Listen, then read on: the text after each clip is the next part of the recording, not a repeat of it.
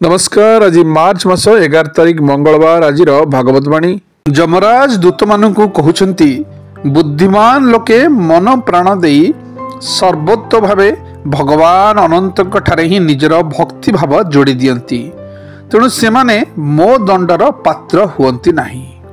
प्रथमतः सेमाने पाप आदौ करंती नाही।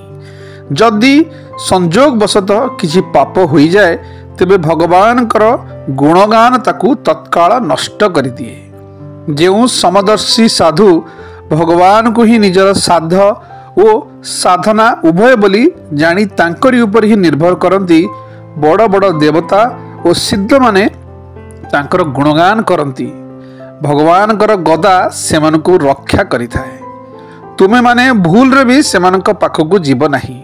सेमानकु दंड देवार सामर्थ्य मोर नाही कि साक्षात कालर मध्य नाही। जेउ मानकर जीव भगवानकर गुण और नाम उच्चारण करे नाही, जेउ मानकर चित्त भगवानकर चरणार बिंदु को चिंतन करे नहीं एवं जेउ मानकर शिर भगवान श्रीकृष्ण चरण जुगल रे थरे भी अवनत हुए नहीं, से भली भगवत सेवामुखी पापी मानक ही मु पाखकु आणे।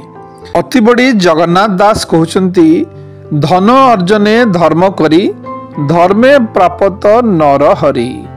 जेउ लोक माने आत्मज्ञान संपादन न करी मोक्ष पदरु वंचित होइछंती ओ जेउ माने पूर्ण रूप रे मूढ़ भी नुहंती, सेहीपरि लोक ये कुल कि से कुलर न होई त्रिशंकु परि मझिरे लटकी रुहंती। सेमाने अर्थ धर्म ओ काम यही तीनी पुरुषार्थे बांधी होई रही सर्वदा अशांत जीवन जापन करती। एपरी लोक निज हाथ रे कुराड़ी रे निज गोड़ को हाणती। एपरी लोक मानकु शास्त्र रे आत्मघाती बोली कुहा जाइछि। अज्ञान को ज्ञान मानुथिबा एही आत्मघाती मानकु केबे भी शांति मिले नाही।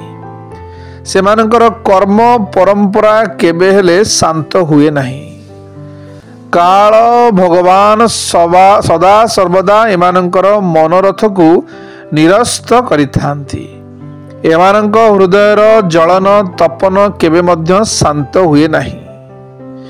हे राजन, जेउ लोक माने अंतर्जामी भगवान श्रीकृष्ण ठारू विमुख सेमाने अत्यंत परिश्रम करी गृह पुत्र मित्र धन संपत्ति एकाठी जोड़ा जोड़ी करी संग्रह करती। अंत काल रे सेमानंकु विवश होई ये समस्त को छाड़ी जीवाकू पड़े एवं न चाहिए मध्य घोर नरक वास करने को पड़ी थाए। शुभ सकाळ, दिनटी आपणकर मंगलमय हो।